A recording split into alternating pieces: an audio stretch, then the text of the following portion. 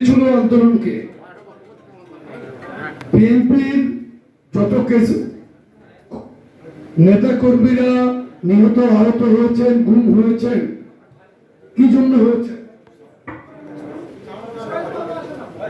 এই ফ্যাসিস্ট সরকারের বিরুদ্ধে আন্দোলন করতে গিয়েই কিন্তু বিএনপির অনেক ক্যাজুয়ালিটিস ছিল।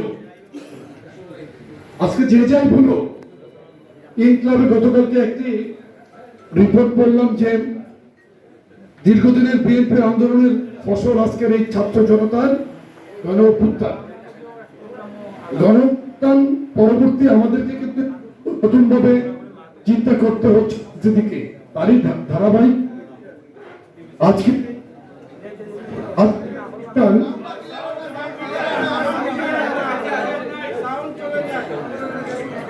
প্রতি সিলেট জেলার প্রিয় নেতৃবৃন্দর কাছে অনুরোধ থাকবে,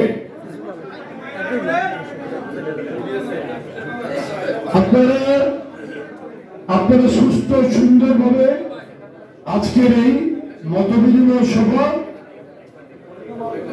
শুনবেন, উপভোগ করবেন, এটা আমি আপনাদের কাছে অনুরোধ করছি। আপনারা মাঝখানে যারা দাঁড়িয়ে আছেন তাদেরকে একটু বসার জন্য অনুরোধ করছি।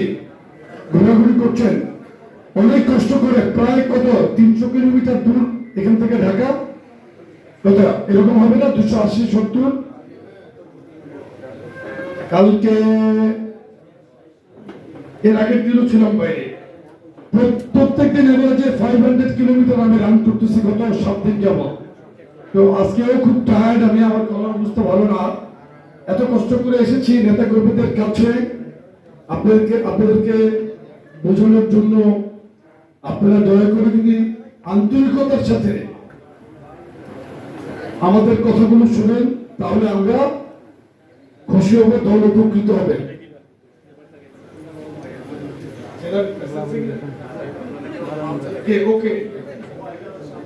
প্রেসিডেন্ট সেক্রেটারি ছাড়া স্টেজে কেউ থাকবে না। গতকালকে আমি বরিশালে অনলি প্রেসিডেন্ট এবং সেক্রেটারি থাকবে স্টেজে, অন্য কেউ থাকবে না। আছে প্লিজ সিদ্ধু, তুমি ঠিক আছে বসো।